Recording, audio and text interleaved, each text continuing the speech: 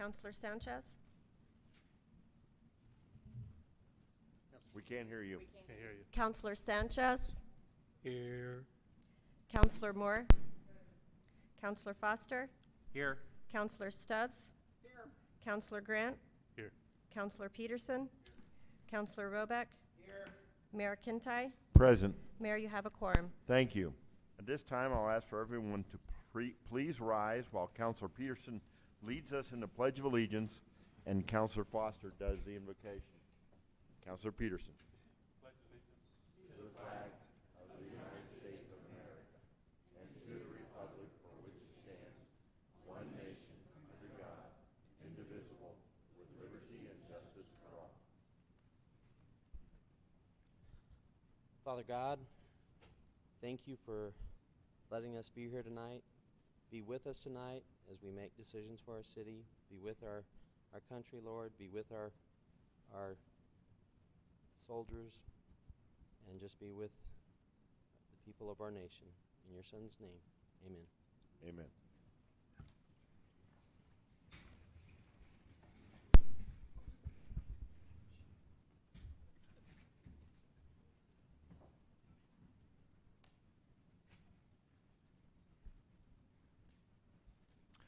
Councilor Stubbs.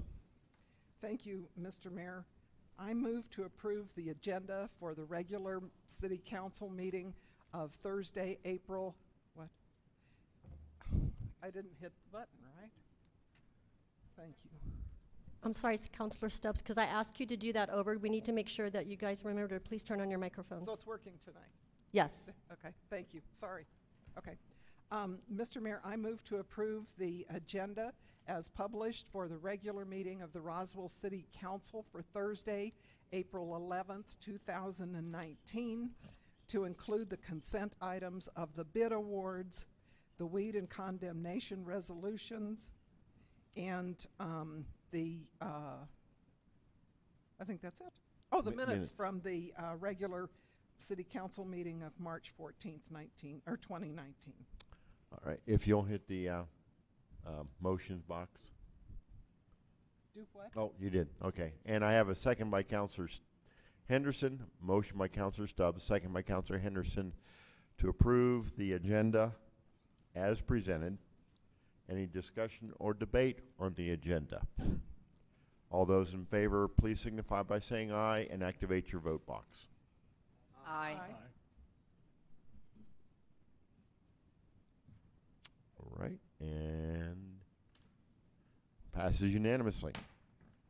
First up, mayor's announcements.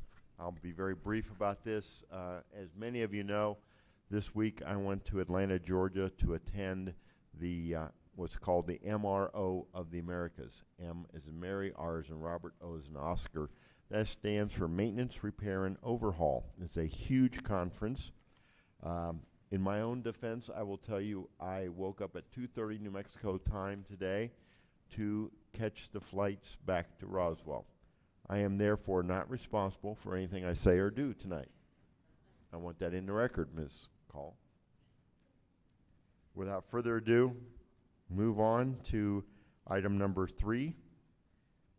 Ms. Jennings. Good evening, Mayor, Council. Tonight we have a presentation from the General Manager of the Convention Center through Spectra, Kenny Valenzuela.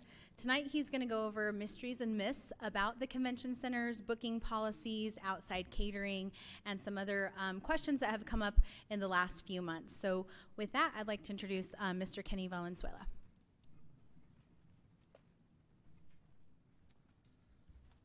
Good evening, Mr. Mayor, members of council. For the record, my name is Kenny Valenzuela, General Manager of the Roswell Convention Center. Tonight, like Ms. Jennings said, I'll be talking about the myths and mysteries of Spectra here at the Roswell Convention Center. But first, I'd like to point out what it is that our target associations are and what we're looking at. These are a list of the associations. Each of them hosts an annual convention that, for 2 specific reasons why we target these associations, is because it brings in a substantial amount of revenue for the facility and as well as economic impact for the city of Roswell. And now to begin on one of the myths. I've come into many conversations with clients, customers, and they say, oh, you work for this large company.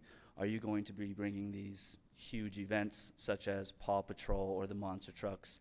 And just to be quite honest, I have to let them know that yes, our company does host events like these across the nation, but at a much larger capacity and a much larger facility. Somewhat unrealistic for us. Another thing that you may ask for unrealistic events, well, what about concerts? We have a large exhibit hall, 15,000 square feet. We can hold about 1,500 people in there. Yes, we are looking at different or talking with different promoters that bring in such business. Other things that you might ask is, what about the surrounding areas, such as Inn of the Mountain Gods, that do bring in these much larger names? What I can say about that is that they have a similar size facility to host these events, but they do have much more attractions. As you may know, casino, golf course, a hotel that's attached. Unfortunately, we don't have those amenities. So we wouldn't be able to bring in large names that they may be able to bring into, but we're still looking into those types of events. Another myth or mystery is that Spectra, or the Roswell Convention Center, does not allow outside catering. That is completely false. The only thing that we do is we go through an application process where we ask them to come and provide certain things such as a copy of the business license, a food permit, insurance policy, proof that they have equipment to produce these large events. I know in the past that they've used, outside caterers have used the kitchen, they've used the equipment. It just gets a little tricky when we also produce food and beverage and we have a now large amount of equipment that was purchased when Spectra came on to operate in a small kitchen. To say that maybe we book an event in this room and somebody books another event in the other room where they want outside catering on the same date, who's going to use the kitchen? So one of the things we ask outside caterers in our application process is, can you be self-sufficient? Unfortunately, when we did open up the application process, we held meetings with whoever wanted to have a meeting, had any questions regarding the application. Like I said, unfortunately, we received 0 applications, but we will open it up annually for an allotted amount of time. So still have the opportunity for this upcoming year to apply to be an outside caterer here at the convention center. Another thing that I've been asked on several occasions is, can we cook food at home and bring it into the convention center? And as much as we all love home cooking, it's just not feasible, and it's from the list of items that are on the screen right now actually come from the New Mexico Environment Department Food Field Guide, to where they don't allow it. It's not so much that Spectra doesn't allow it, it's that the environmental department does not allow those types of catering options to be brought into a commercial building such as ours. The million-dollar question: how much does it cost to rent the facility? Well, with Spectra's knowledge and experience, we're always looking at what is the value of the event. We extract as much information as we possibly can from each and every client that inquires about renting the facility. It's not just as simple answer as, well, it costs this amount to rent the facility. There is many services that we now provide, from security, food and beverage, insurance, renting the facility, equipment needs, audiovisual services. All of these things factor into the pricing. Other things that we may consider or do consider in our booking policies is it on a Tuesday night? Is it on a Friday night? Is it for 3 days? Is it for 2 hours? Is it for a week? All of those are few indicators as how we determine what the true value of the event is. And to list out a few example events, you have event A, B, and C. And even though you might look at this list and say, event A and B, they look pretty valuable because they're worth a ton of money, I still look at event C as a very valuable event, and there is a few reasons why. is that somebody comes to me 2 days before an event and says, hey, our event backed out on us, or our venue, my apologies, backed out on us. Do you have the space? Actually, yes, we do. Well, we only have this amount of money. Can you host this at this price? Well, since it's such a short booking window, and it's what we're selling is a perishable product, where once the date is gone, it's gone, we may be able to offer the facility at that price. So there's a lot of factors that determine whether or not we can do such a thing. Another thing that is valuable to event number, or letter C, is that I know that this specific event also hosts an annual conference that may be worth a much larger amount and can bring in that economic impact to the city and assist in the efforts in closing the gap with our subsidy. So even though A and B look great, C looks just as good to me because it may bring future bookings into the facility. One of the other things I'd like to touch base on, at the current moment, we do not provide bar service only because we haven't fully received our liquor license. We're still waiting on one last thing, and we'll be able to provide bar service. But another question that I've had is, well, how much does it cost to have a bar? A cash bar where the client pays nothing out of pocket is no cost to the client out of pocket.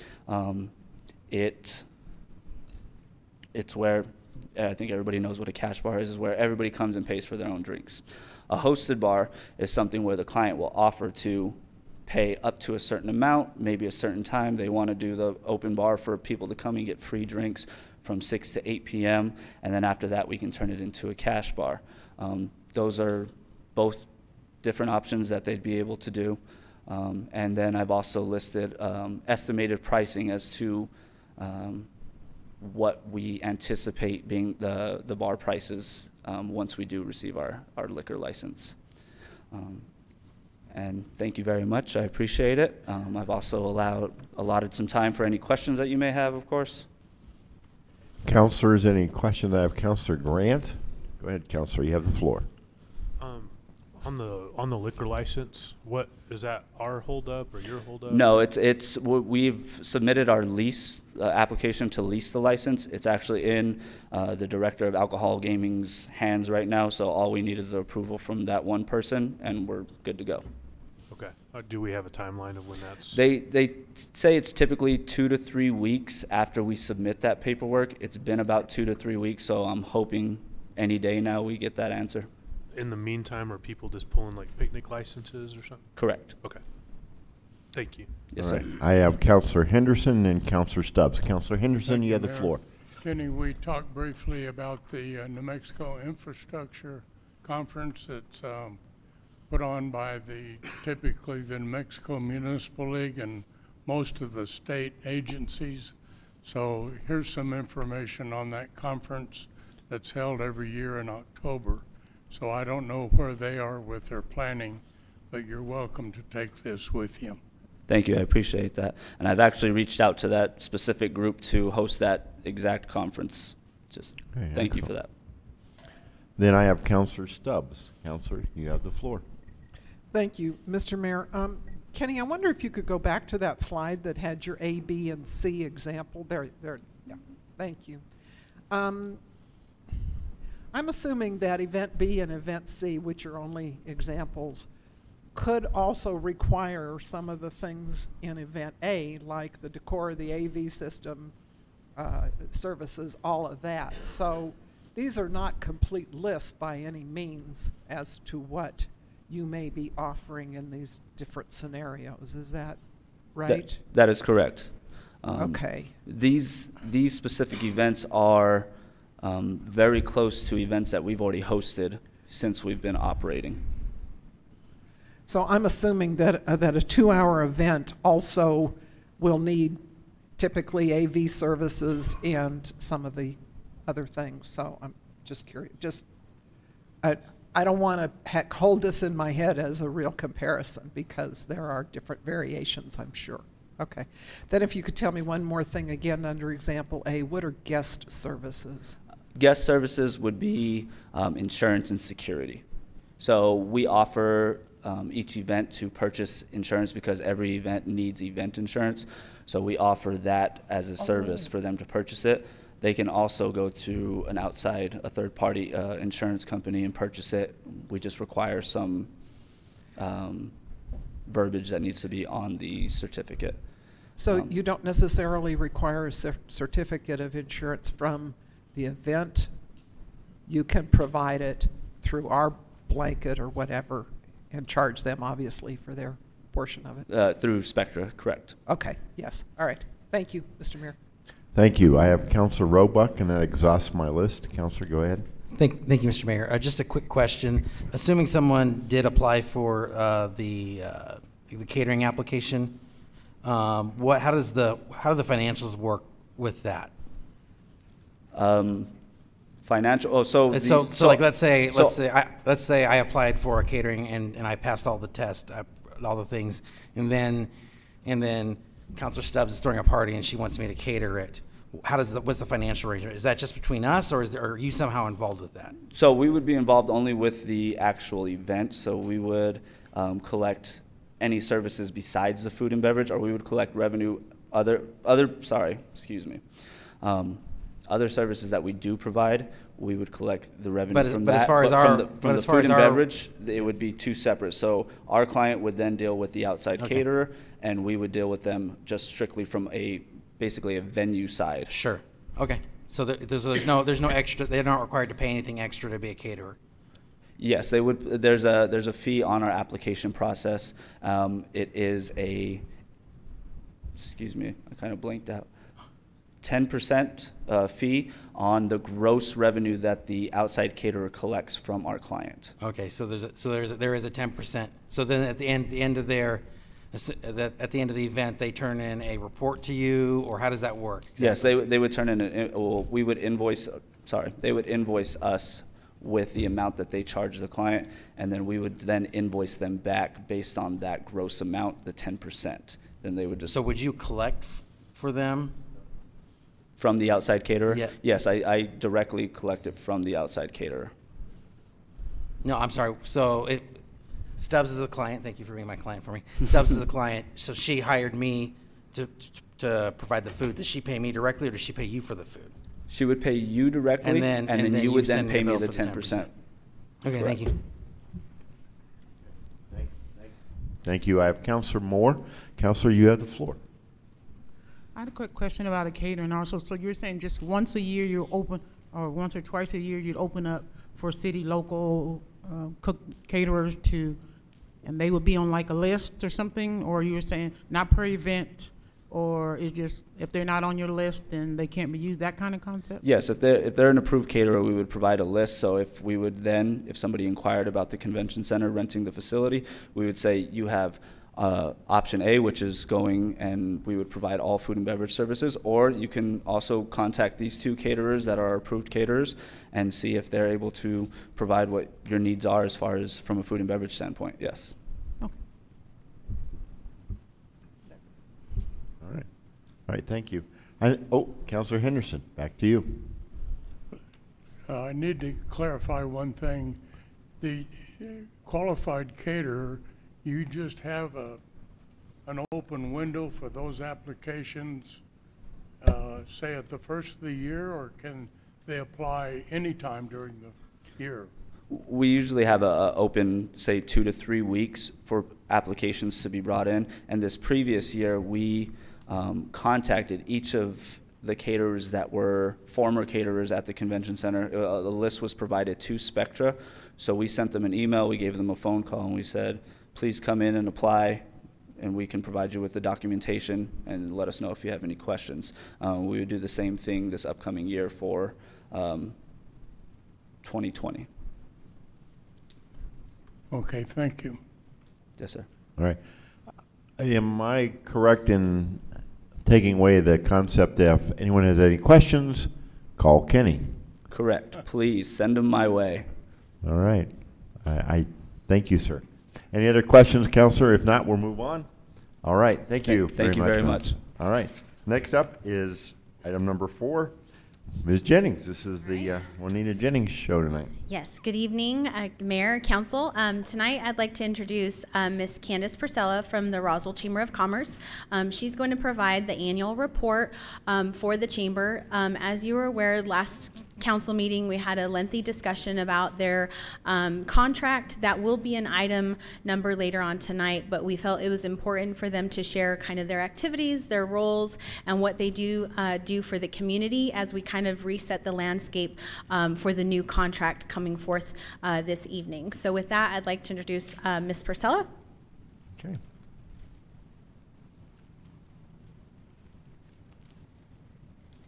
Thank you, Juanita. Mr. Mayor, council members, thank you. First of all, I want to thank you for allowing us to present tonight all of our achievements over the past fiscal year.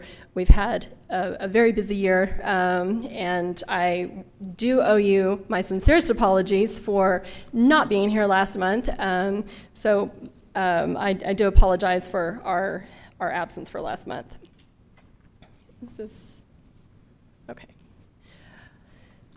On behalf of the Board of Directors and myself, we do appreciate the partnership that we have with the city, and we do appreciate the tabling of our service agreement from last month and till this month, so thank you for that. The Roswell Chamber of Commerce and Board of Directors is respectfully seeking the continuation of our agreement for the continued support of our annual funding of $76,700. And like Juanita said, we are working on that contract as far as changing that up and more having it not so vague and more direct. So we appreciate all the time that we spend with her and city council members on working with us on that. We are grateful for the generous contribution you provide to the Chamber. With your support, we strongly feel we have made a positive impact in Roswell. As you can see from the slides above, we've estimated 21,000 calls per year, roughly around 3,000 visitors in the Chamber office door annually. We send out over 1,000 visitor packets promoting Roswell, whether relocating, tourism, maps, just anything and everything that we get requests from. We do send that information out via packets, emails, and phone calls. We do offer complimentary networking services for our members, such as mornings with the mayor, business after hours, and red coat calls and lunch and learns. I have come across other chambers statewide that are charging their businesses to host these events, along with adding an additional fee for the lunch and entry fee and that kind of stuff. And we take great pride that we don't charge the business any extra than what any extra additional fee. So we do take great pride in that. Again, whether it's a school project, new healthcare specialist, we really try to cover everything that we can through Roswell and help promote Roswell the best we can. Our community involvements includes working with the above partnerships as well. We work real well with Main Street Roswell, the Chaves County Tourism, and Roswell Chaves County Economic Development and the Hispano Chamber. Most recently, we are working with the Hispano Chamber on the upcoming Balloon Rally and Cinco de Mayo event, May 3rd through the 5th. So we have been meeting regularly with the Hispano Chamber. We have a great relationship with the new director, Marcos Navas, so we're real excited about where the Hispano Chamber is going from here. So whether it's sponsoring, volunteering, or just promoting those events that our partners are working on, we do a really great job at promoting those events and do what we can to help with those events.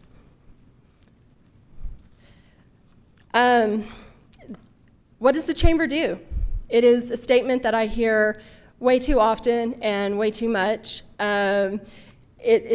It's kind of like the statement that we all hear so often here in Roswell. So are there really aliens here? So what does the chamber do? We really sat down and we talked this over and really decided, what is it that we do? We do so much, we do a lot, we're here, we're there, we're just about everywhere in between. Let's narrow it down. What are we about? We're about relationships, community, and commerce. we build those relationships, we foster those business relationships with our members and the community of Roswell. As far as the community goes, you're not going to find anybody that is so more truer to Roswell than our chamber staff. They are all about Roswell, support Roswell, shop, dine, play local, and that's what we promote. And of course, commerce. We're here to encourage business. We're here to promote business locally. We don't like the A word at the Roswell Chamber of Commerce, that Amazon word. We are about promoting Roswell and shopping local and keeping the dollar here in Roswell. So if you want to know what the Roswell Chamber is about, we're about relationships, community, and commerce.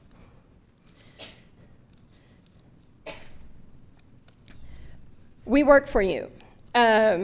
We just found a new report on Facebook that showed the analytics of our events on social media. I do apologize, I don't have them on here. It was a recent find this afternoon.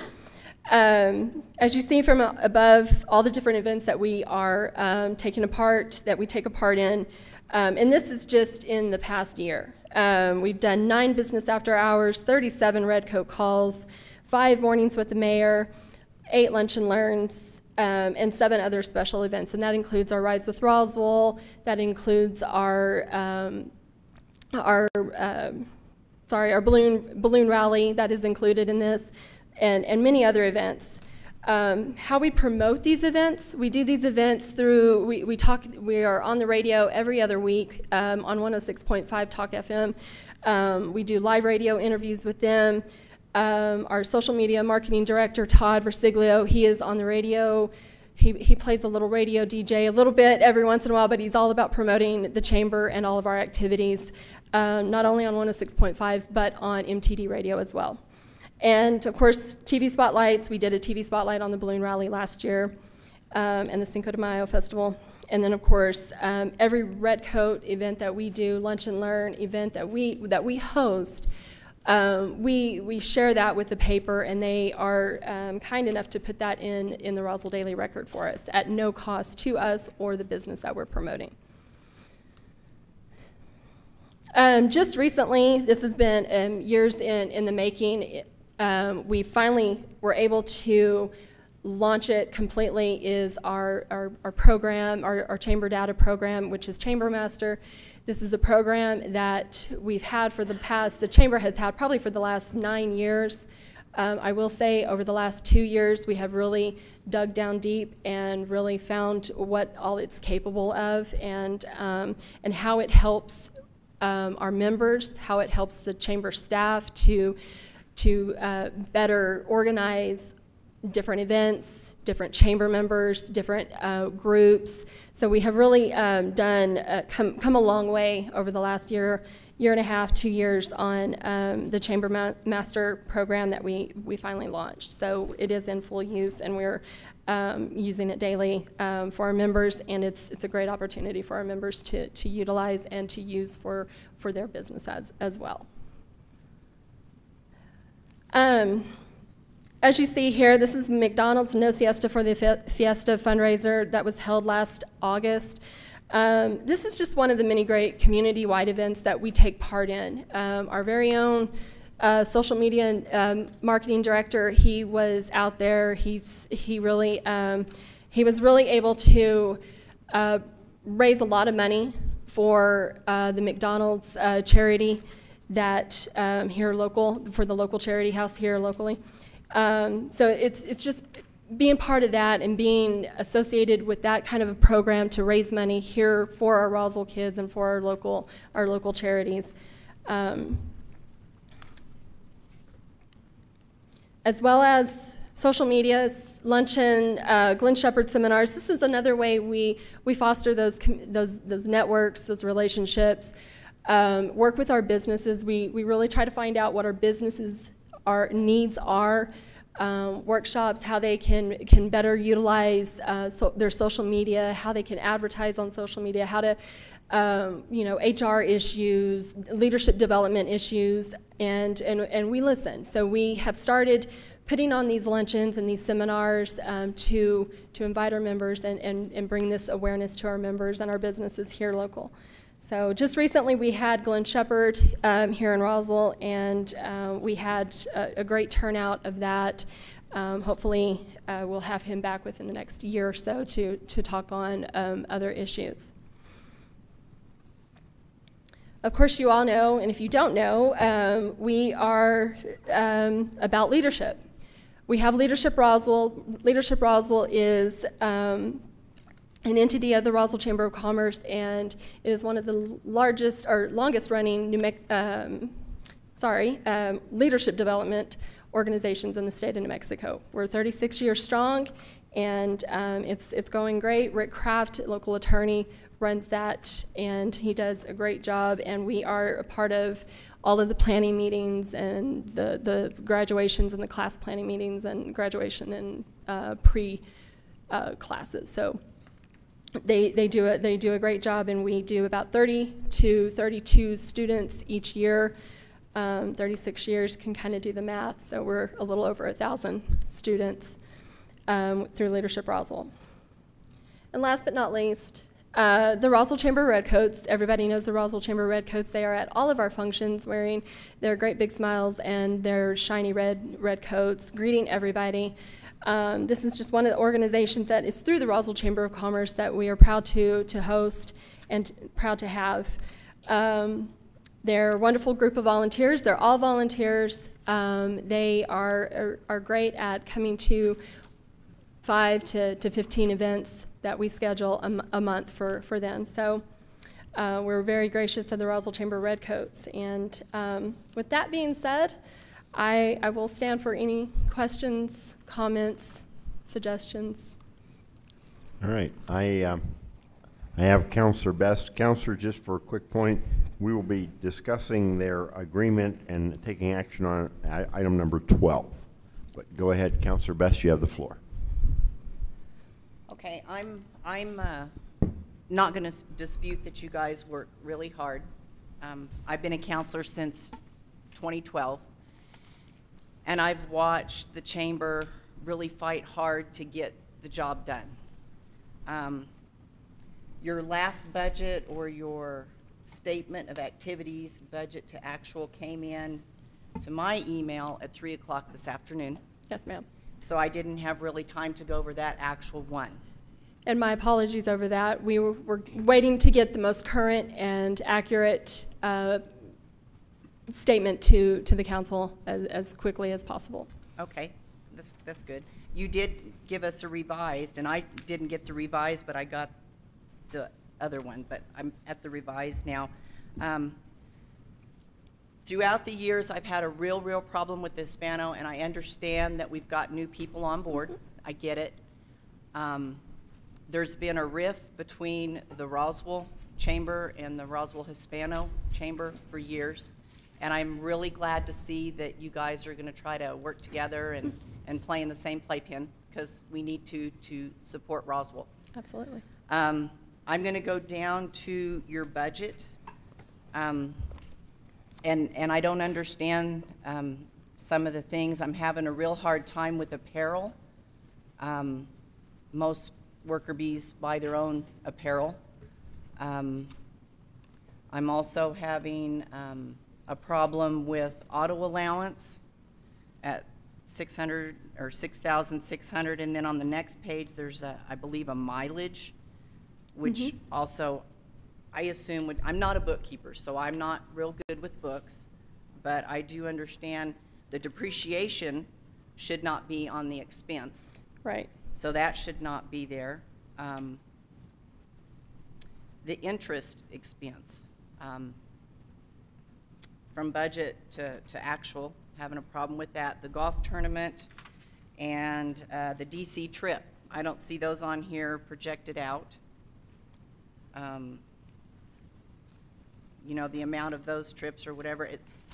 In other words, maybe I'm too simple. I don't know. I'm having a problem with all of this. You guys do a lot of stuff. I'm an alumni of Leadership Roswell, great program. Redcoats, great program. I don't see the chamber you're working hard, but I don't see, in my eyes, what $76,000 is getting us. As me personally, I'm going to speak for me. I'm not going to speak for the other counselors. This is what I've seen since 2012. You've got a depletion of memberships. I'm just frustrated.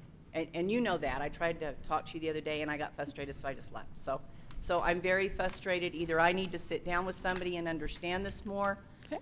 I'm not comfortable with the contract. I think there should be an audit every year so we know where our money's going. I don't think your budget is in the right places. There's a lot here that brings up red flags to me. I don't know how anybody else feels. I'm just not comfortable with it.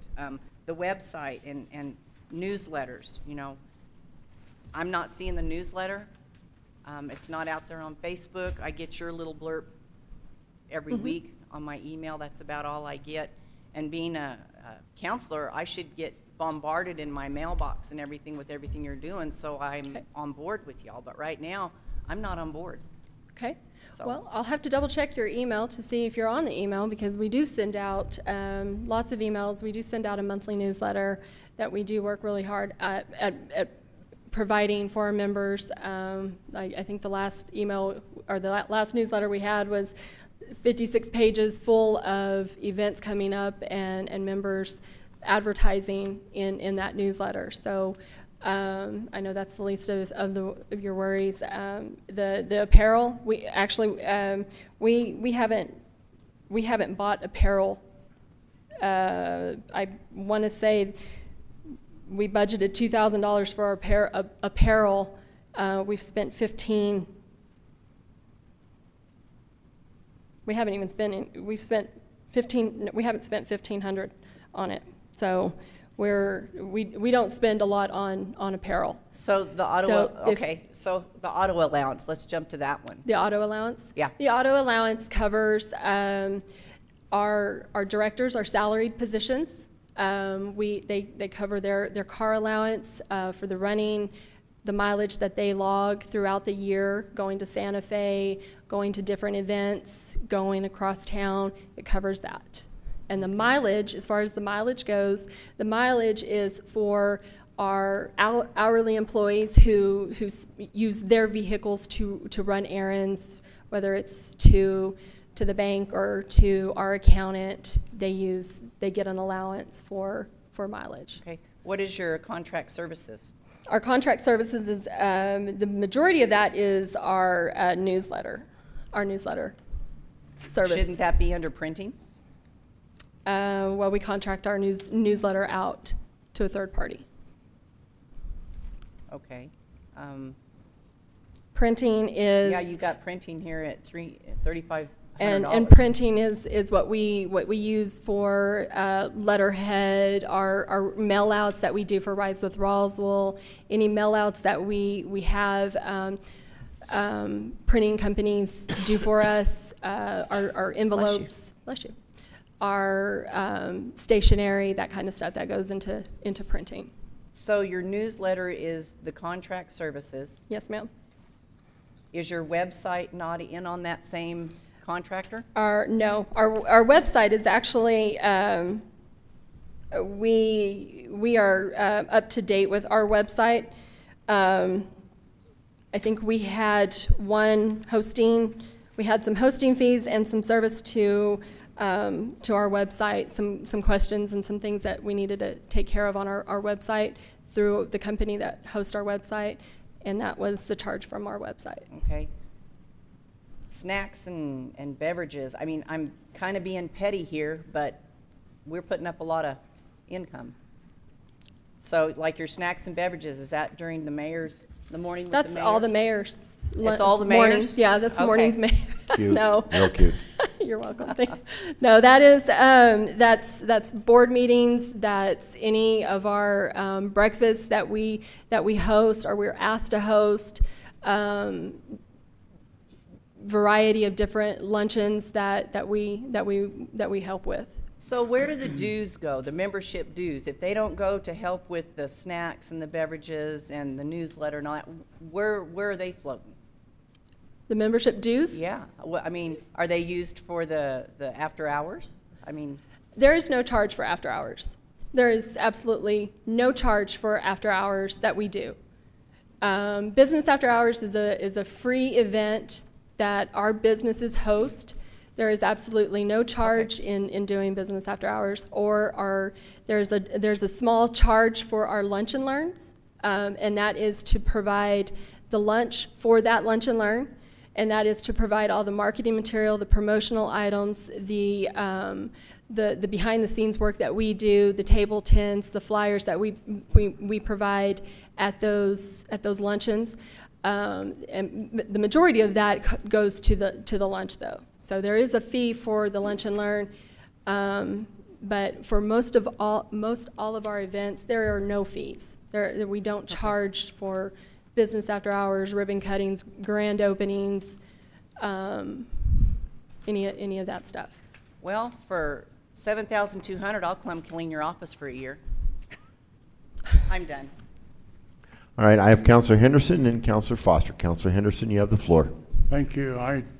I'm speaking to activities, and I think you do a great job with your activities. Thank you, sir. I think in years past, you far surpass the other activities that we've seen previous years for the chamber. I think I was especially impressed with your legislative dinner or luncheon this week, and you had a great turnout. I think your Business After Hours events are very well attended, and I'm impressed with the community support of those. So thank you for your activities. Absolutely. Thank you. All right, I have Councillor Foster, and that exhausts my list. Councillor Foster, you have the floor. Thank you. Well, I just wanted to, I got your statement, or the budgeted statement of activities, and just looking at it, I see, and it's great to see, I mean, that budgeted, the funds that the city provides is only about 19% of your funds, and actual for the year to date, it's only about 12%.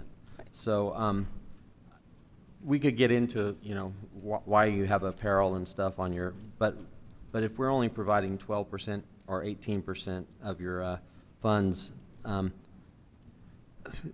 your members probably are the ones that need to be asking if they care about apparel and stuff like that. Sure.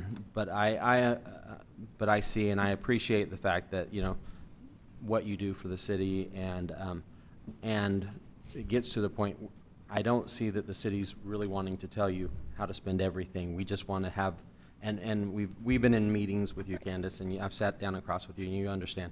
We're just trying to get everything set so that we know what our agreements are with all our groups that we have. Absolutely. And so I appreciate your presentation, and I appreciate the activities budget that you presented. Thank you. Thank you. All right, thank you, Councillor. That exhausts my list. Councillors, just as a reminder, item number 12 will be the agreement, so we'll be revisiting this hopefully shortly. Thank you. Thank you. All right, next up is item number 5. Councillor Stubbs. Thank you, Mr. Mayor. Speaking of, right? Right. I'd like to, let's see, at the recommendation of the legal committee and a committee working with the Chamber of Commerce, I move to approve the business retention and development. No, we're item number 5. What is number 5? I'm on meds. Oh, we're holding a public hearing. Sorry. I'm so sorry. I'm on drugs. Mr. Mayor, since we advertised for a public hearing last month, I move to approve proposed ordinance 19-03, which is to annex an area into the city of Roswell, which is the southwest southwest portion of the intersection of East Mescalero and Railroad right-of-way. I don't think I need to go into the legal description. Okay. If that's okay. I have a motion by Councillor Stubbs. If you'll activate the motion box, Councillor. And a second by Councillor Peterson to hold a public hearing and take action on proposed ordinance 1903. Mr. Morris. Good evening. As stated, this is an annexation that we are bringing forward. It's not a large annexation, but it's intended to kind of give us some training wheels, get some practice in this area just in case. It's been a long time since there was an annexation. The area that we're talking about is basically directly to the west of the BNSF right-of-way, just south of the East Mescalero Road. Oops. Where's my... Oh. Always have problems with this clicker. Anyway, the area you can see in the green is the municipal boundary. As it exists right now, this area that we're talking about is this, it's not going to do it, there, is a piece that's about 60 feet wide located within that, that oval. It meets all the criteria of the state statutes for an annexation. It is contiguous with the city. It doesn't create any enclave properties with the county properties, and basically what it would allow the city to do is the municipal boundary now would cross over the BNSF, come down the western edge of that little skinny piece, and then cut up around where it says city and the BNSF come together and continue on. There's an extension that goes all the way down to Country Club, kind of a weird enclave, so it just takes care of that. This item was presented to Planning and Zoning in February, and they voted 5-0 to recommend approval of this item, and it was recommended to hold a public hearing last month. And I'll stand for any questions. Real quick, before we go any further, this is the incorporation of the Spears, shall we say, all the way down to Country Club. Is that correct? Actually, with the property, when that piece gets annexed in, it only goes down to where you see the yellow road that's on the east side of the BNSF. But when that happens, the municipal boundary basically takes care of that little pocket. It goes away. So the railroad portion comes into Correct. the city as well? Yes. Okay. Just want to make sure we understood that. So this is the land we are annexing is our own land. Correct. City-owned properties. And then, because of the way this is constructed, we would also bring in the railroad right-of-way. Correct. And when it comes in, the municipal boundary just basically gets readjusted to reflect that elimination of that little pocket. All right. Councilors, before I go to the council, this is a public hearing. At this point, I will go to the audience. Is there anyone here wishing to speak in opposition to proposed ordinance 1903 dealing with annexation of this area as presented? Is there anyone here wishing to speak in opposition? Let the record reflect no one chose to speak in opposition. Is there anyone here wishing to speak in support of this proposed annexation? Anyone wishing to speak in support? Let the record reflect no one chose to speak in support. Is there anyone here wishing to speak on this matter at all? I understand you do not have to have signed up ahead of time. Anyone wishing to speak on this matter at all? Let the record reflect that no one chose to speak on this matter. All right, councilors. I have Councillor Stubbs. Councillor, you have the floor. Thank you, Mr. Mayor. I'm just noticing, and what's on the screen right now, is there any buildings on this land we're annexing? No, ma'am. It's just basically a big trench. It's used for drainage and any other those kind of utility purposes. It's unbuildable because it's of terrain. Its width, yeah, okay. And what it's being used for. Okay. Thank you, Mr. Mayor. All right, that exhausts my list.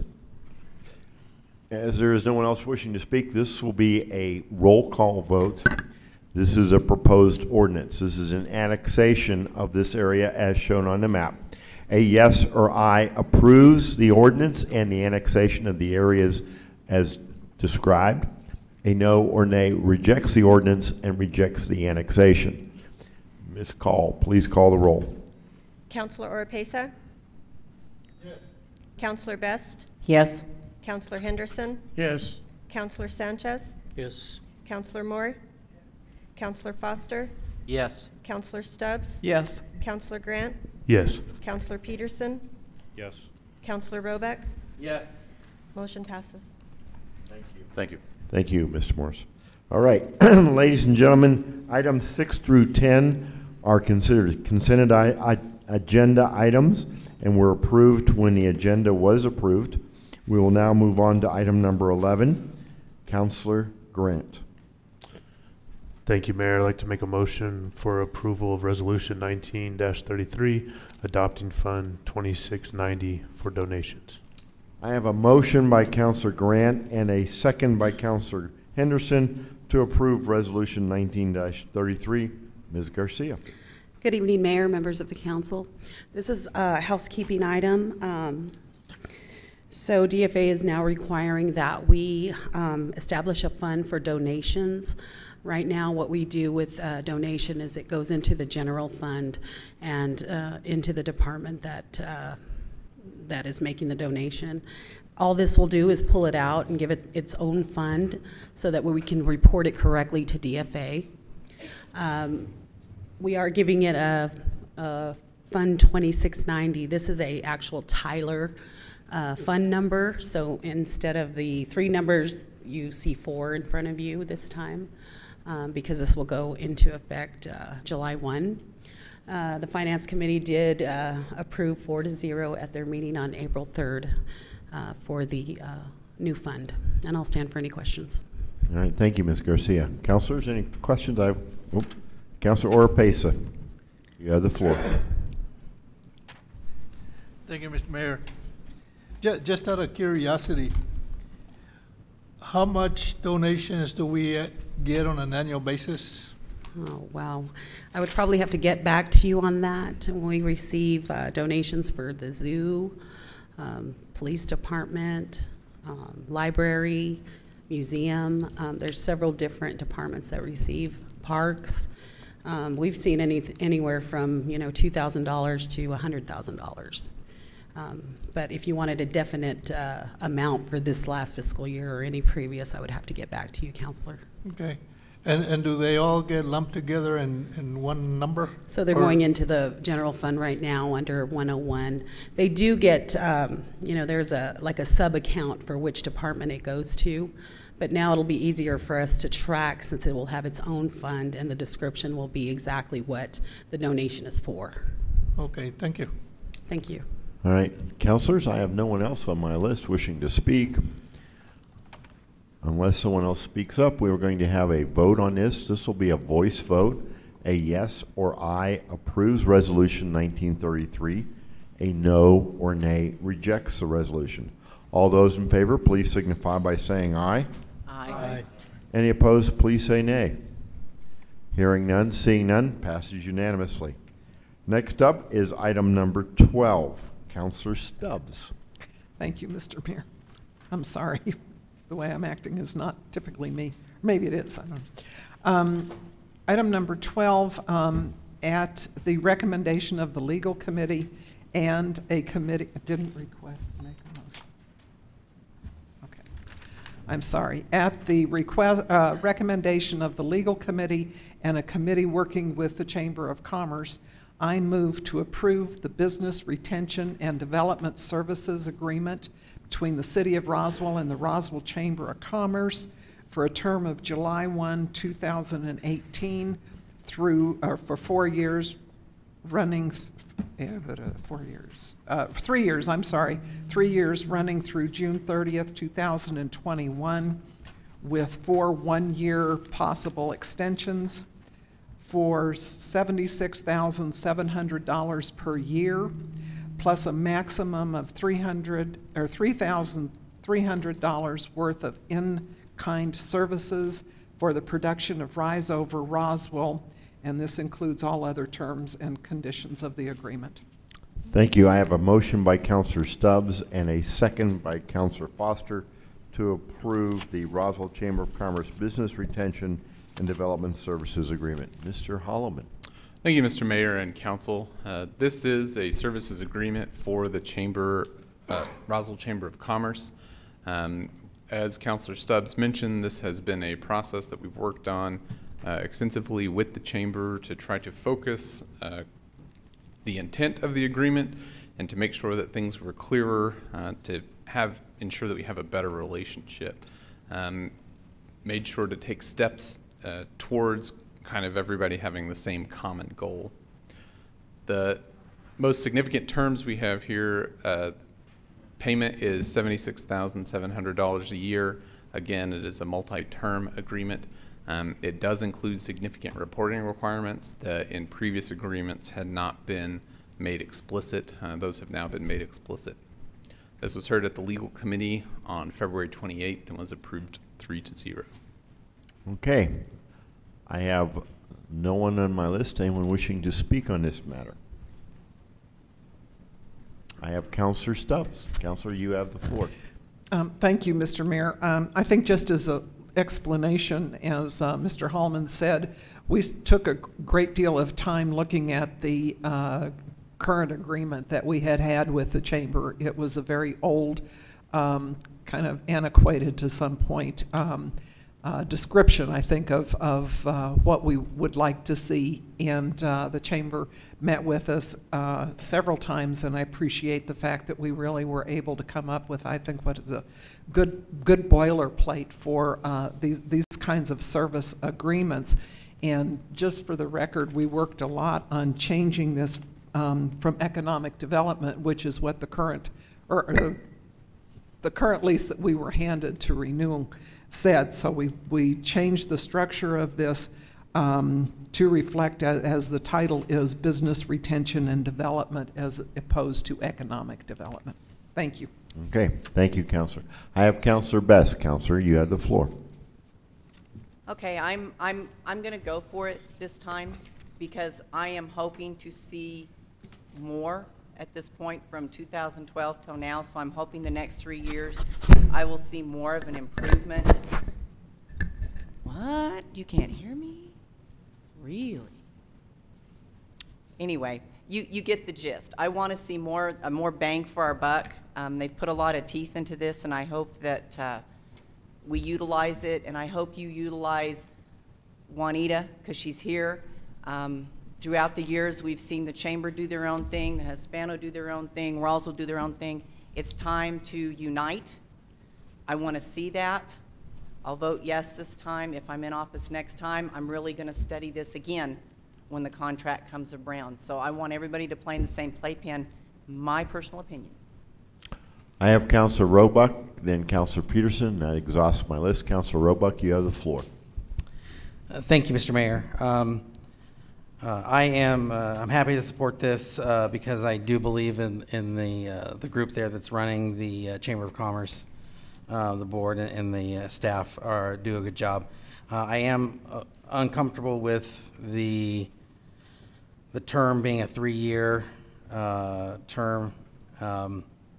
I just wanted to go on the record of stating that. And this, I should have mentioned this earlier, but I would have been more comfortable with it. And this is what I thought it was. I thought it was a 1 year with a potential 3-year. And again, that was my fault for not reading correctly. I'm not worried about it because, again, I have a lot of confidence in the people there at the Chamber, and they do good work. But hopefully, as we get into these agreements in the future, that we'll work to make sure that that we're not quite tied up for quite so long. I understand the need to facilitate not having to go into negotiations every year. I think that can be done without also having an ability for us to get out if something went wrong. And it doesn't look like we have that option for the next couple of years. Thank you. Thank you, Councillor. I have Councillor Peterson. That exhausts my list. Councillor, you have the floor. Thank you, Mayor. I'm going to vote for this, but I want to express my concerns on this agreement. I believe the salaries are really high, and there wasn't very much information on the budget that was given to me. Thank you, Mayor. Thank you, Councillor. I have no one left on my list wishing to speak on this matter. At this point, I'm going to call for a voice vote. A yes or aye approves the Chamber of Commerce Business Retention and Development Services Agreement between the Chamber and the City. A no or nay rejects that agreement. All those in favor, please signify by saying aye. Aye. Any opposed, please say nay. Hearing none, seeing none, passes unanimously. Thank you. Next up is item number 13, Councilor Oropesa. Thank you, Mr. Excuse me. Thank you, Mr. Mayor. Based on the recommendation of the Infrastructure Committee, I move for the award of proposed RIAC General Aviation Ramp Rehabilitation work to Constructors Incorporated of Carlsbad, New Mexico, in the amount of $129,982, which includes bond and tax. Bond cost at 1.5% and NMGRT tax rate of 7.8333%. And work will utilize the existing CES contract issued to Contractors Incorporated. Thank you, Councilor. Councilor, if you activate your motions box. Thank you. Yes, I have sir. a motion by Councilor Henderson, motion by Councilor Oropesa, a second by Councilor Henderson. My error, miscall. Mr. Stark. Good evening, Mr. Mayor, councilors.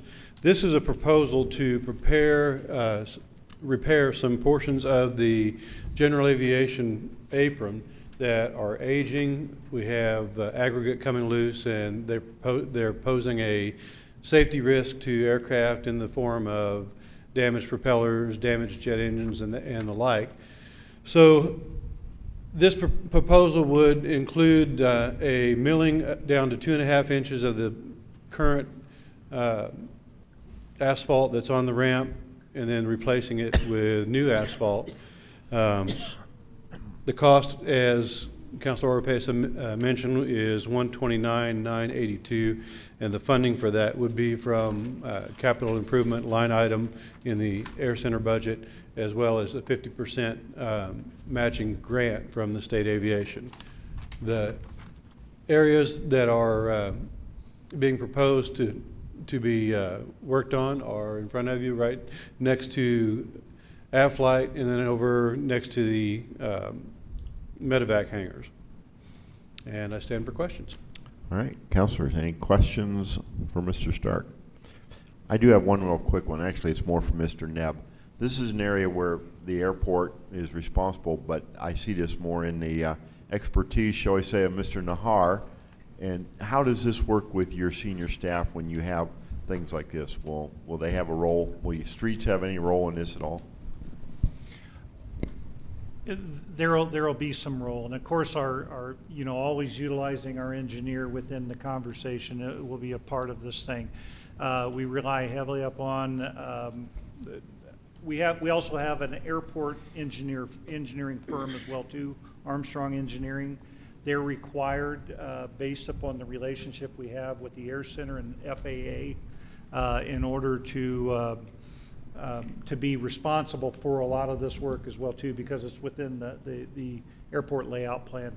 But of course, Mr. Nahar's expertise in that will play a part, and of course our resident project manager Kevin Dillon would also play some of those roles within that. But a lot of this work will fall through the specifications from Armstrong Engineering, and then of course the contractors held that way.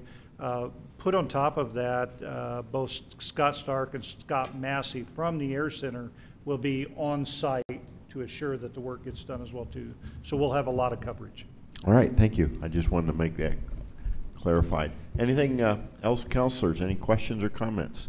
Otherwise, I will ask for a voice vote. A yes or aye approves the awarding of the proposed contract to Constructors Inc. Incorporated in the amount specified. A no or nay rejects the proposed contract. All those in favor, please signify by saying aye. Aye. Any opposed, please say nay. Hearing none, seeing none, passes unanimously. Next up is item number 14, Councillor Stubbs. Thank you, Mr. Mayor. This is at the recommendation of Mayor Kentai. I move to approve appointment of Susan Knoll to represent the lodging industry to the Occupancy Tax Board. Okay, I have a motion by Councillor Stubbs and a second by Councillor Henderson to approve the nomination of Susan Knoll. Ms. Call, you have the floor. Good evening, Council. As you know, the mayor gives us these recommendations, and this time for the OTB, we have Susan Knoll.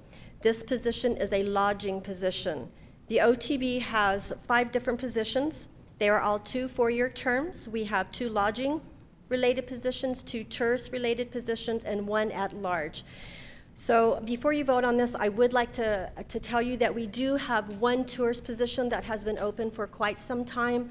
Please, please, please ask those people who are in that related area in tourism to go online to fill out that application. We really need their input for this. So, and I'll stand for any questions. Any questions for Ms. Call? Hearing none, seeing none, I will ask for a voice vote for this nomination. A yes or aye approves the appointment of Susan Knoll to the Occupancy Tax Board for the one of the 2 lodging positions. A no or nay rejects the nomination. All those in favor, please signify by saying aye. Aye. Any opposed, please say nay. Hearing none, seeing none, passed unanimously. Next up, item number 15, Councillor Grint. Thank you, Mayor. I'd like to make approval based on the Finance Committee's recommendation for approval of the audited financial statement for fiscal year ending June 30th, 2018. I have a motion by Councillor Grant and a second by Councillor Henderson to approve the audited financial statement for the fiscal year ending June 30th, 2018. Ms. Garcia. Good evening, Mayor, members of the council. So we are done with our audit for fiscal year 2018. Right now we need to get council approval or acceptance of the audit. We have with us tonight Mr. Chris Garner, who is our CPA who worked on our audit from Patillo, Brown and Hill, and so he will be presenting to you. We did look at this at our April 3rd meeting, finance meeting, and voted 4-0 in acceptance of the fiscal year 2018 audit. Okay. Thank you. Go ahead and state your name and your firm again, please. My name is Chris Garner, and I'm with Patillo, Brown and Hill. Okay.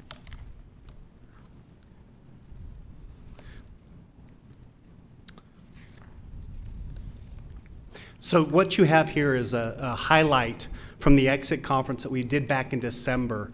The financial statements were submitted to the state auditor in December, and with the changeover and having a new state auditor this year, it took them a little while to turn around all the audits.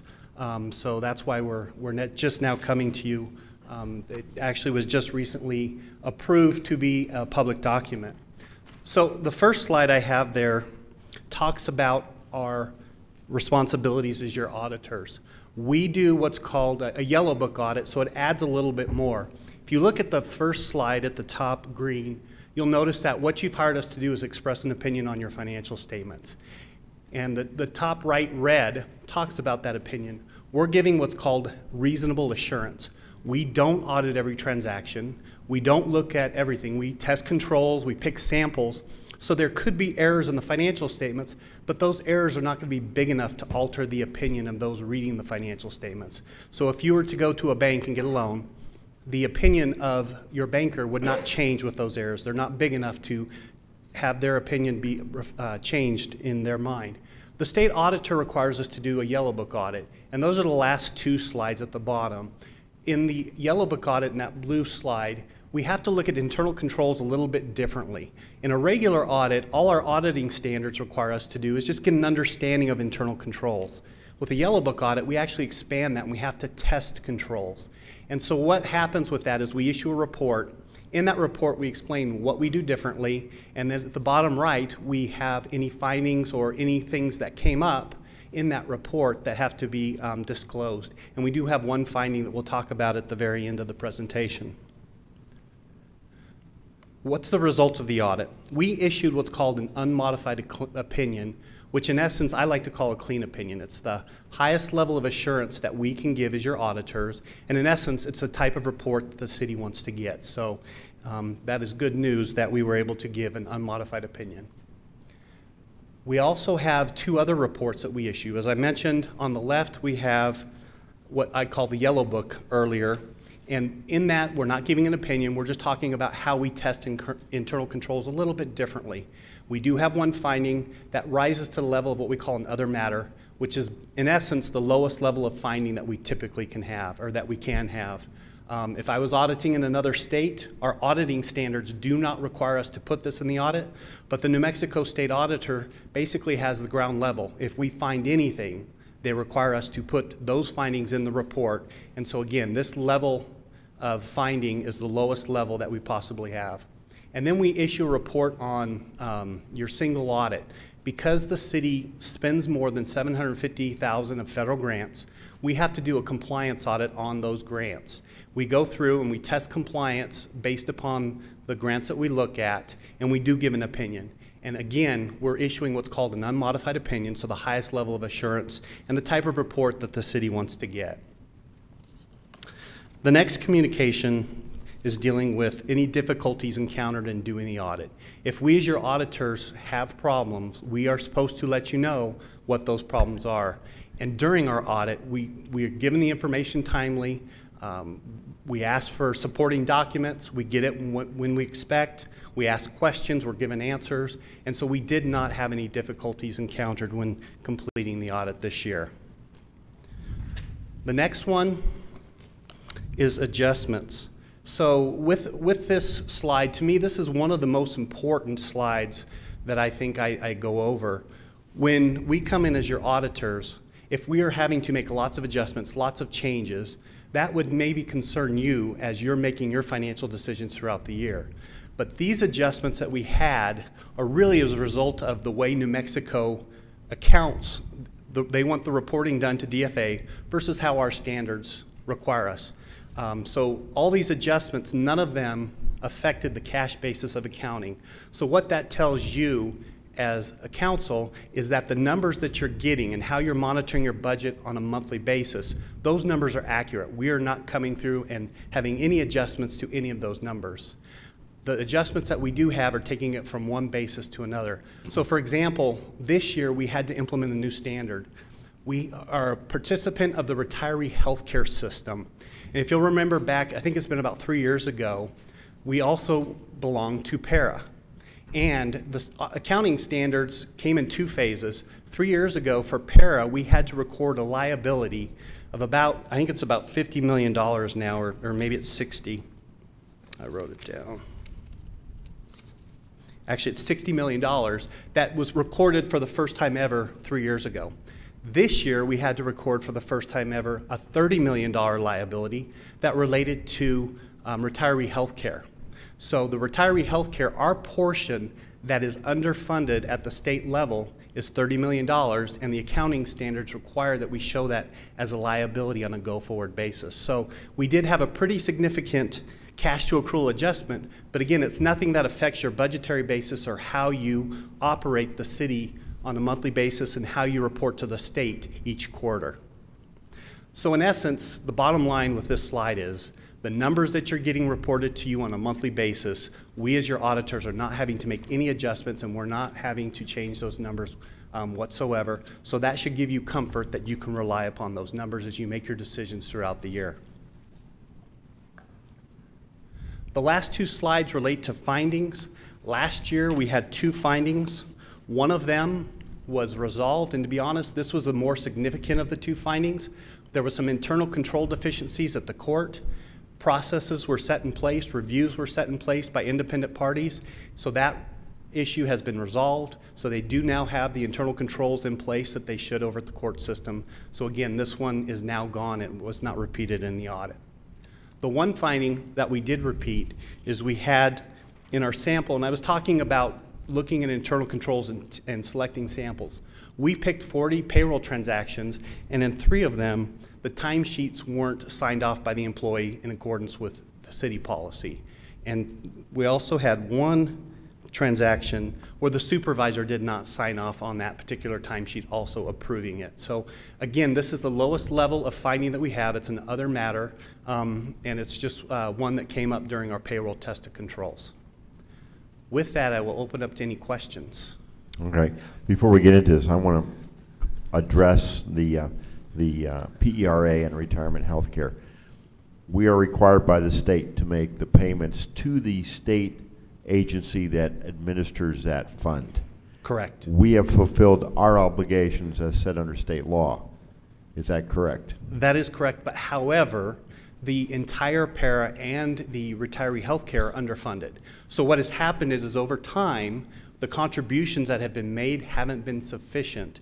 And so to be honest, the operations of it, your responsibility as a council is to continue to fund the payments that you're being told you're going to be charged and set a budget to establish that we make those payments. You're meeting your obligation.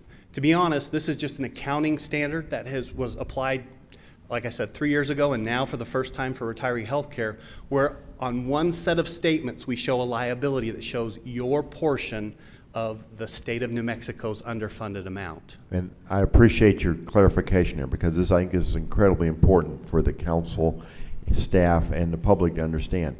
The city of Roswell has fulfilled the obligations required of PERA. Yes, the sir. The fact that PERA is underfunded isn't because we have failed to make our payments. That is correct. We have made all the payments we need to make and should make. There's issues with how the fund has been administered, I'm well aware of from my tours, my terms in the legislature. But that's not, we have no control over the State Investment Council, and we have no ability to influence their decisions any way, shape, or form. Candidly, I'm mildly frustrated, councilors, with how this has come to pass. This, like as you said, this has just been in the last few years that the game has been changed, if you will, for this municipality and others. And I hate to think there's an adverse impact on our credit rating, but I fear there has been, hasn't there? Yes, sir. And yeah. Once again, we have done everything that we have been asked or required to do, yes. And yet we are held accountable for the failures of others. Yes, that is an accurate statement. What'll happen is either the benefits will decrease over time or your contributions will increase over time. Something will have to happen to change. And I believe in this last legislative session, perhaps Councilor Henderson will address that, there has been some legislation changing the amount that the municipalities are contributing to PERA. If I'm not mistaken, I think that was one of the things we were briefed on at Municipal League. I apologize, councilors, for taking this time up, but I did want to make sure we understood where we stood. And Councilor Henderson, you're on my list. Councilor, you have the floor. Thank you, Mayor. Hi, Chris. We appreciate you and your company getting us our audit in a timely manner. Occasionally in the past, that hasn't always happened on the right schedule, and so we get our hands slapped about that. I would hope that these adjustments that you speak of, at some point we can get the two entities together to maybe clarify what needs to be done in order to avoid those adjustments. I think that there was one statement in your audit that well, there's probably several that kind of scare me a little bit, but I think you've done a good job, and I think the city is in good shape. I'm going to refer to a question that I have that has to do with page 4 of the audit. So if the council members have that audit with them, I'm going to refer to page 4. Ms. Garcia is bringing you a copy. Let's give them a couple minutes here to get familiar with the location. And if you can identify where on page 4, Councilor? Yeah, I can. Under financial highlights, the second dot there, it says the city's total net position decreased by approximately $30,700,000. So then it goes ahead and explains to some degree why that is. But then later on down in the third paragraph down from where we read, there's a paragraph that says this: the statement of net position presents information on all of the city's assets and liability, with the difference between the two reported as a net position. Over time, increases or decreases in net position may serve as a useful indicator of whether the financial position of the city of Roswell is improving or deteriorating. So when you read that first statement that our position has decreased $30,700,000, I wanted you to explain briefly a little bit about that Gadsby 75 and why those adjustments may have made us look worse than we really are. So could you do that? Sure. So that's exactly what I was talking about a moment ago, the retiree health care that we had to implement this year. So when you look at the state and their total underfunded amount for retiree health care, our portion of that was $30 million. So what had to happen this year is we had to, in essence, take a cumulative effect all in 1 year for all the past years to get that liability recorded on your books. And as a result of showing that liability now for retiree health care, in essence, we have $30 million of equity that we no longer show on that particular statement. So what that statement is referring to, if you go to pages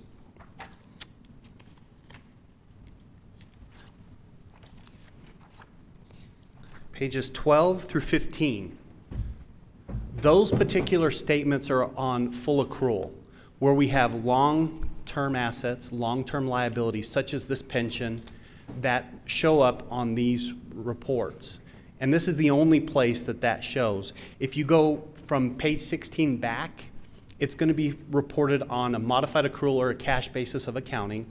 And we got the two different methods because the Department of Finance and Administration, a state department, makes us set a budget on a cash basis. And so that basis is different than our standards. We have to do modified accrual. But from there back, you have all your statements on fund accounting. And that's really, fund accounting is where you're establishing your budgets, how you're monitoring the city's finances through DFA reporting and through your budget monitoring. And this liability does not show up there at all. As the mayor pointed out, we're responsible for establishing a budget to make the contributions based on the rates that they set forth, and we are responsible for paying those. And we are meeting that obligation every year. We actually, the state auditor requires us to go in and recalculate those to ensure that you are paying the correct amounts. So that's some additional work that we have to do to be in compliance with the state auditor. And we are meeting those. We're paying the right amounts, we're calculating the right amounts, we're setting the right budget for those amounts. This particular adjustment is only affecting these full accrual statements. And it's real confusing to have three different methods of accounting in one report. Well, thank you, Chris. Mayor, I think it's important for the council to understand this and for the public to realize that that when we say we've decreased by that amount, it's really because of something we have no control over. And that is accurate. It's too bad that the legislature, this particular session, when they had funds available maybe to help a little bit on this issue, they chose not to. Yeah. So, well, thanks, Chris, and Sure. Thank you, Mayor. Thank you, Councilor. I have no one else on my list. Councilors, at this point, I'm going to call for a voice vote. A yes or aye approves the audited financial statement for fiscal year ending June 30th, 2018. A no or nay rejects the audited financial statement. All those in favor signify by saying aye. Aye. Any opposed, say nay. Hearing none, seeing none, passes unanimously. Thank you, sir. Thank you. And I will, this is frustrating, you know that, and I appreciate your taking the time to discuss this with us, but Councilor, you're spot on. This wish they do their job as well as we do ours. Thank you. Next up, item number 16, Councilor Sanchez. Thank you, Mr. Mayor. I make a motion to consider approval of award to purchase a bus from Creative Bus Sales for the City of Roswell Transit Department pursuant to state price agreement number 60-000-15-000-15. I have a motion by Councilor Sanchez, if you want, and a second by Councilor Peterson to approve the award of a purchase of a bus from Creative Bus Sales. Ms. Aragon, hi. Good evening, Mayor, Councilman, women. Sorry. The New Mexico Department of Transportation receives federal funding from the Federal Transit Administration for vehicle purchases, and it trickles down to us through our federal grants that we apply for. And we are going to purchase a bus through the state pricing agreement. The purchase has been reviewed by our fleet manager and the state, and they have inspected the bus specifications to ensure the quality of the bus.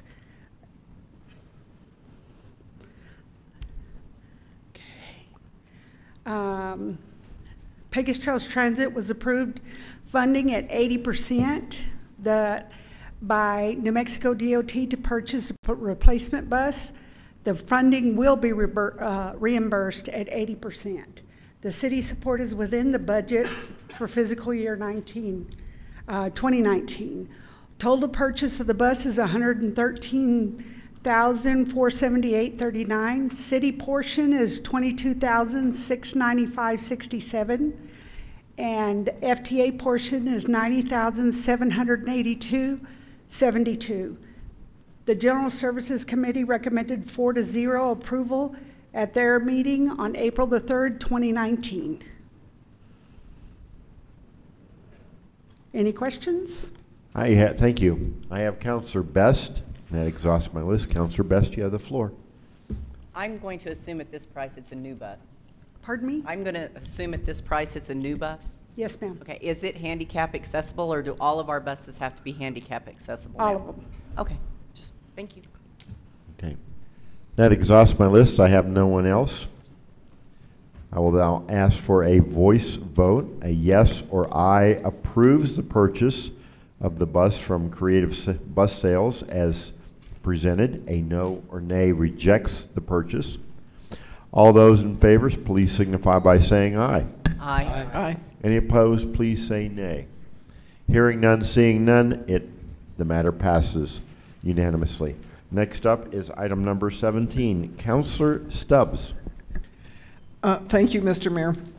I move that the Roswell City Council go into closed session pursuant to NMSA 1978, Chapter 10-15-1H6 to discuss competitive sealed proposals solicited pursuant to procurement codes related to RFP 18-008 second posting. All right. I have a motion by Councilor Stubbs, who will activate her vote box, and a second by Councilor Moore to go into a closed session. Any discussion or debate on this? This will be a roll call vote. A yes or aye takes us into closed session. A no or nay keeps us in open session. Ms. Call, please call the roll. Councilor Oropesa? No. Councilor Best? Yes. Councilor Henderson? Yes. Councilor Sanchez? Yes. Councilor Moore? Councilor Foster? Yes. Councilor Stubbs? Yes. Councilor Grant? Yes. Councilor Peterson? Yes. Councilor Robic? Yes. Motion passes 9-1. 9-1. Council, I have 7:30 right now. We will reconvene in the room in the back at 7:35. We are in recess.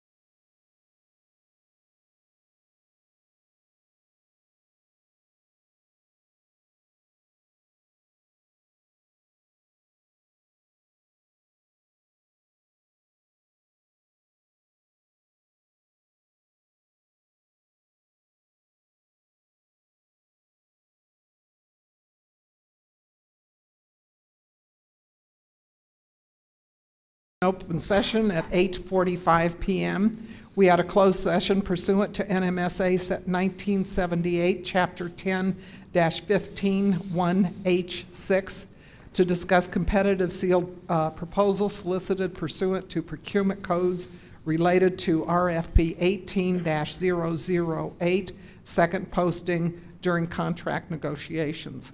No action was taken and no vote was made. All right. Thank you, Councillor. Mr. Nebb. Yes, sir. Mayor, City Council, thank you for all the work tonight. Just a couple items on here that I wanted to share. April 17th is a special Finance Committee meeting at 8 a.m. One of the changes, and I've been sharing a lot of different changes within this budget cycle with all of you and with staff. One of the other changes that we've done is that we are now putting the departments in to share their vision, share how they see the department operating with the City Council, and that will continue to expand out. But the April 17th, we have four departments coming in to discuss what they're trying to accomplish within their budgetary requirements. And so if you have the opportunity to attend, it'll be a good conversation, because we're trying to incorporate that within the mix with the City Council so that we can help make sure that the vision of the City Council is being met by the scope of the services of the department. So that'll be a really good time to sit in with that one. And then April 18th, we have a public forum from 6 to 8. It'll be in this room, and the topic is operations and infrastructure. So we'll have 6 to 7 of our departments speaking on all of the work that they've been doing and where we're headed for those departments as well too. So that'll be a good opportunity if you wish to sit in on as we talk with the public. Mayor, City Council, that's all I have tonight. All right, thank you. I have Larry Conley signed up to do public comment, but Larry Conley is not in the room. So unless there's some other matter, councilors? Mayor. Councilor Foster. Well, just in case, my second graders, I told them they could be watching this, but it's late enough that they shouldn't be watching this. But just in case Anthony is watching this, he guessed closest to the correct time of 8:30 when we would finish. So, good job, he gets Anthony. 10 tickets. All right. Any other matter, Councilor, for the good of the... Well, oh, Mr. Mayor, Sanchez. I guess since he was the closest one, I guess I'll go ahead and speak for another 30 minutes. Okay. You have the floor, Council. That was a brief 30 minutes. All right, hearing nothing else, we are adjourned at 8:49.